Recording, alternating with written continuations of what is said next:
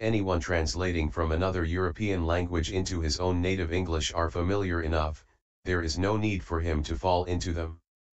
But when he ventures upon rendering an Oriental language, he will often have to be his own guide.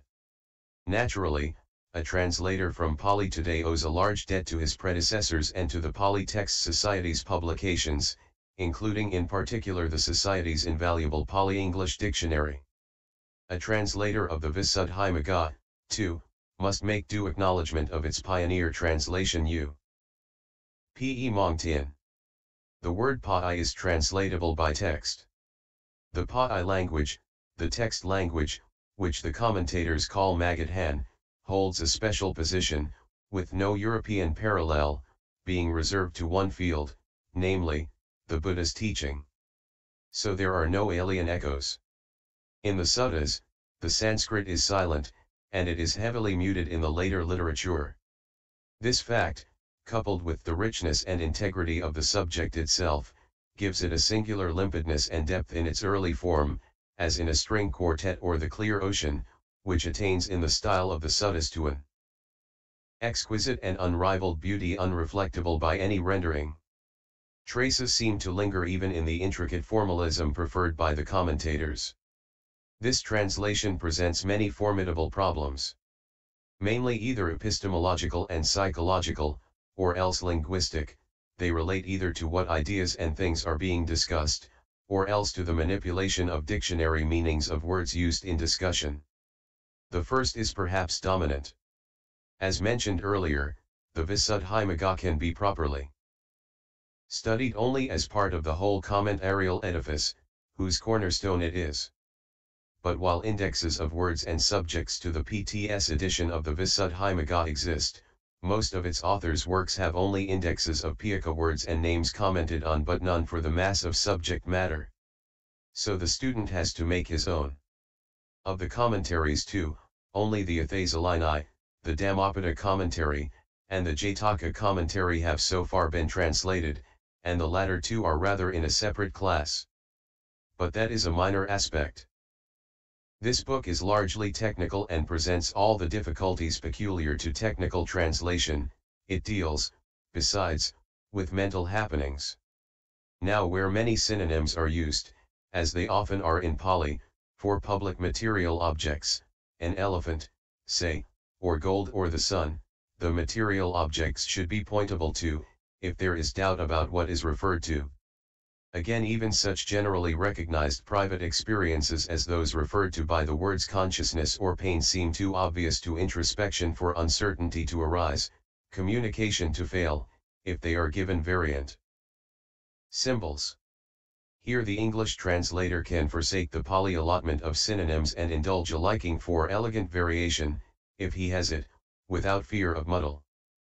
But mind is fluid, as it were, and materially negative, and its analysis needs a different and a strict treatment. In the suttas, and still more in the Abhidhamma, charting by analysis and definition of pinpointed mental states is carried far into unfamiliar waters. It was already recognized then that this is no more a solid landscape of things to be pointed to when variation has resulted in vagueness. As an instance of disregard of this fact, a greater scholar with impeccable historical and philological judgment, perhaps the most eminent of the English translators, has in a single work rendered the Kataro Satipatthana, here represented by 4 foundations of mindfulness, by 4 inceptions of deliberation, 4-fold setting up of mindfulness, 4-fold setting up of starting, 4 applications of mindfulness, and other variants.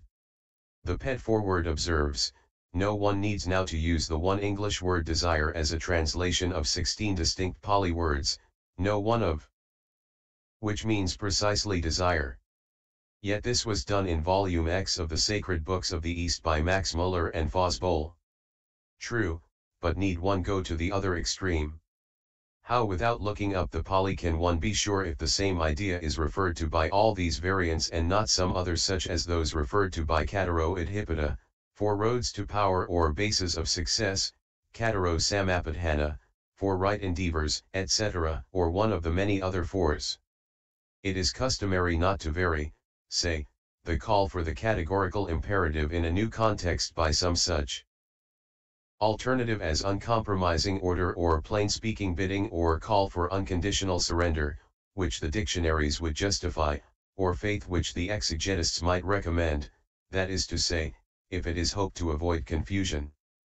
The choosing of an adequate rendering is, however, a quite different problem. But there is something more to be considered before coming to that. So far only the difficulty of isolating, symbolizing, and describing individual mental states has been touched on. But here the whole mental structure with its temporal dynamic process is dealt with too. Identified mental as well as material states, none of which can arise independently, must be recognizable with their associations when encountered in new circumstances, for here arises the central question of thought association and its manipulation. That is tacitly recognized in the Pali. If disregarded in the English rendering, the tenuous structure with its inferences and negations, the flexible pattern of thought associations, can no longer be communicated or followed, because the pattern of speech no longer reflects it, and whatever may be communicated is only fragmentary and perhaps deceptive. Renderings of words have to be distinguished, too, from renderings of words used to explain those words. From this aspect the Oriental system of word-by-word translation, which transliterates the sound of the principal substantive and verb stems and attaches to them local inflections, has much to recommend it, though, of course, it is not readable as literature. One is handling instead of pictures of isolated ideas or even groups of ideas a whole coherent chart system. And besides, words, like maps and charts, are conventionally used to represent high dimensions. When already identified states or currents are encountered from new angles, the new situation can be verbalized in one of two ways at least, either by using in a new appropriate verbal setting the words already allotted to these states, or by describing the whole situation afresh in different terminology chosen ad hoc. While the second may gain in individual brightness, connections with other allied references can hardly fail to be lost. Aerial photographs must be taken from consistent altitudes, if they are to be used for making maps. And words serve the double purpose of recording ideas already formed and of arousing new ones. Structural coherence between different parts in the Pali of the present work needs reflecting in the translation, especially in the last 10 chapters, if the thread is not soon to be lost. In fact, in the Pali, just as much in the Tipika as in its commentaries, when such subjects are being handled, one finds that a tacit rule, one term and one flexible definition for one idea, or state or event or situation, referred to, is adhered to pretty thoroughly. The reason has already been made clear.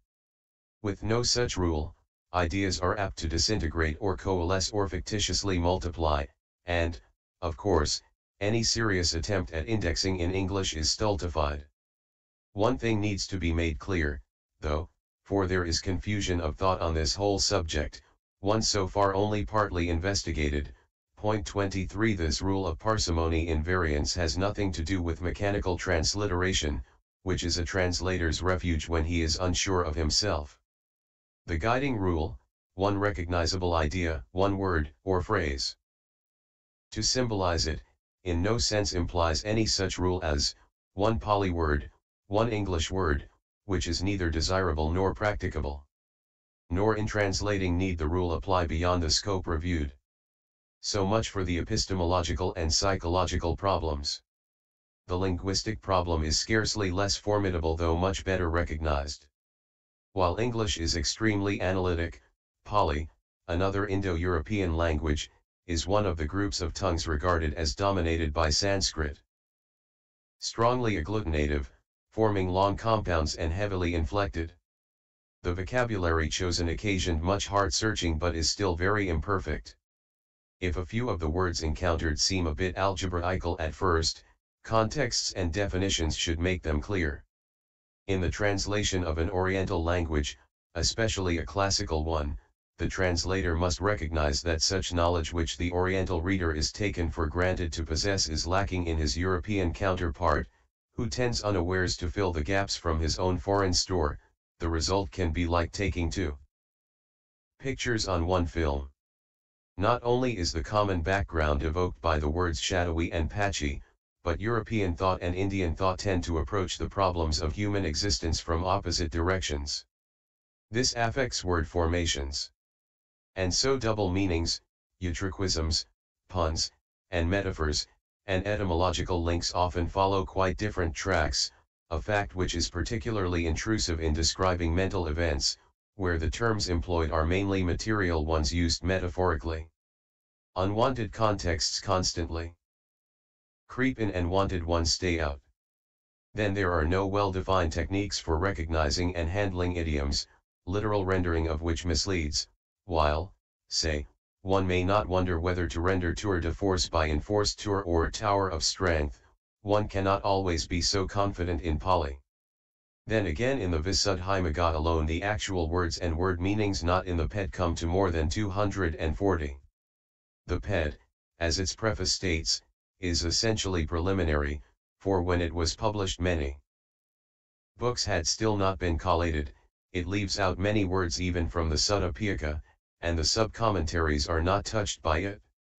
Also, and most important here, in the making of that dictionary the study of Pali literature had for the most part not been tackled much from, shall one say, the philosophical, or better, epistemological, angle 24 work and interest having been concentrated till then almost exclusively on history and philology.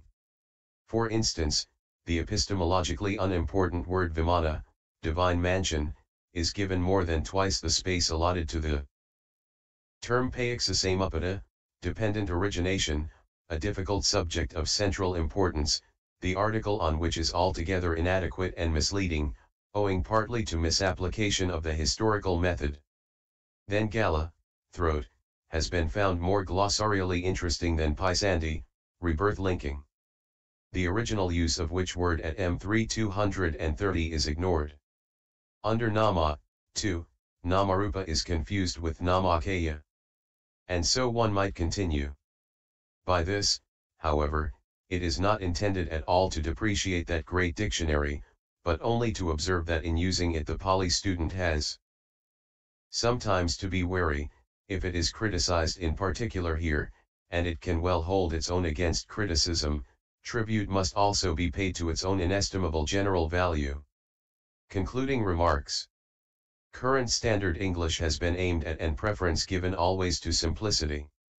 This has often necessitated cutting up long involved sentences, omitting connecting particles, such as pana, panetha, yasma when followed by tasma, hi, ko, etc., which serve simply as grammatical grease in long chains of subordinate periods. Conversely, the author is sometimes extraordinarily elliptic, as in 14.46 and 16.68 f, and then the device of square brackets has been used to add supplementary matter, without which the sentence would be too enigmatically shorthand. Such additions, kept to the minimum, are in almost every case taken from elsewhere in the work itself or from the Paramathamangasa. Round brackets have been reserved for references and for alternative renderings, as, example in I.140, where there is a sense too wide for any appropriate English word to straddle. A few words have been left untranslated, see individual notes. The choice is necessarily arbitrary. It includes kama, dhamma, sometimes, jhana, Buddha, sometimes, bhikkhu, nibbana, padamokha, kajio, pitaka, and arahant. There seemed no advantage and much disadvantage in using the Sanskrit forms, bhikkhu, dharma, dhyana, arhat, etc., as is sometimes done, even though karma and nirvana are in the concise Oxford Dictionary. And no reason against absorbing the Pali words into English as they are by dropping the diacritical marks. Proper names appear in their Pali spelling without italics and with diacritical marks. Wherever Pali words or names appear, the stem form has been used, e.g. Buddha, Kama, rather than the inflected nominative, Buddho, Kamai, unless there were reasons against it. 25. Accepted renderings have not been departed from nor earlier translators gone against capriciously. It seemed advisable to treat certain emotionally charged words such as real, especially with a capital R, with caution. Certain other words have been avoided altogether. For example, vassa, rains, signifies a 3-month period of residence in one place during the rainy season, enjoined upon bhikkhus by the Buddha in order that they should not travel about trampling down crops and so annoy farmers. To translate it by lent as is sometimes done lets in a historical background and religious atmosphere of mourning and fasting quite alien to it, with no etymological support. Metempsychosis for paþisandhi is another notable instance. 26. The handling of 3 words, dhamma, citta, and rúpa, see glossary and relevant notes, is admittedly something of a makeshift. The only English word that might with some agility be used consistently for dhamma seems to be idea, but it has been crippled by philosophers and would perhaps mislead. Citta might with advantage have been rendered throughout by cognizance, in order to preserve its independence, instead of rendering it sometimes by mind, shared with mano, and sometimes by consciousness, shared with vinnaoa, as has been done. But in many contexts all 3 Pali words are synonyms for the same general notion, see 14.82, and technically, the notion of cognition, referred to in its bare aspect by vinnaoa, is also referred to along with its concomitant affective coloring, thought and memory, etc., by Citta. So the treatment accorded to Citta here finds support to that extent. Lastly, mentality-materiality for nama-rúpa is inadequate and name and form in some ways preferable. Name, ch 18, n.4, still suggests nama's function of naming, and form for the rúpa of the rupakhandha, materiality aggregate, can preserve the link with the rúpa of the rupayatana, visible object base, by rendering them respectively with material form aggregate and visible form base, a point not without philosophical importance. A compromise has been made at Chapter X.13. Materiality or matter wherever used should not be taken as implying any hypostasis, any permanent or semi-permanent substance behind appearances, the objective counterpart of the subjective ego, which would find no support in the Pali. The editions of Sri Lanka, Burma, and Thailand have been consulted as well as the 2 Latin script editions, and Sinhalese translations, besides. The paragraph numbers of the Harvard University Press edition will be found at the start of paragraphs and the page numbers of the Pali Text Society's edition in square brackets in the text, the latter, though sometimes appearing at the end of paragraphs, mark the beginnings of the PTS pages. Errors of readings and punctuation in the PTS edition not in the Harvard edition have not been referred to in the notes. For the quotations from the Tipika it was found impossible to make use of existing published translations because they lacked the kind of treatment sought. However, other translation work in hand served as the basis for all the Pika quotations. Rhymes seemed unsuitable for the verses from the Tipika and the ancients, but they have been resorted to for the summarizing verses belonging to the Visuddhimagga itself. The English language is too weak in fixed stresses to lend itself to Pali rhythms, though one attempt to reproduce them was made in Chapter 4. Where a passage from a sutta is commented on, the order of the explanatory comments follows the Pali order of words in the original sentence, which is not always that of the translation of it. In Indian books the titles and subtitles are placed only at the end of the subject matter. In the translations they have been inserted at the beginning, and some subtitles added for the sake of clarity. In this connection the title at the end of Chapter 11, Description of Concentration, is a heading applying not only to that chapter but as far back as the beginning of Chapter 3. Similarly, the title at the end of Chapter 13 refers back to the beginning of Chapter 12. The heading Description of the Soil in Which Understanding Grows, Punnabhaminadisa, refers back from the end of Chapter 17 to the beginning of Chapter 14. The book abounds in shorthand allusions to the Piyakas and to other parts of itself. They are often hard to recognize, and failure to do so results in a sentence with a half meaning. It is hoped that most of them have been hunted down. Criticism has been strictly confined to the application of Pali Buddhist standards in an attempt to produce a balanced and uncollared English counterpart of the original. The use of words has been stricter in the translation itself than the introduction to it. The translator will, of course, have sometimes slipped or failed to follow his own rules, and there are many passages any rendering of which is bound to evoke query from some quarter where there is interest in the subject.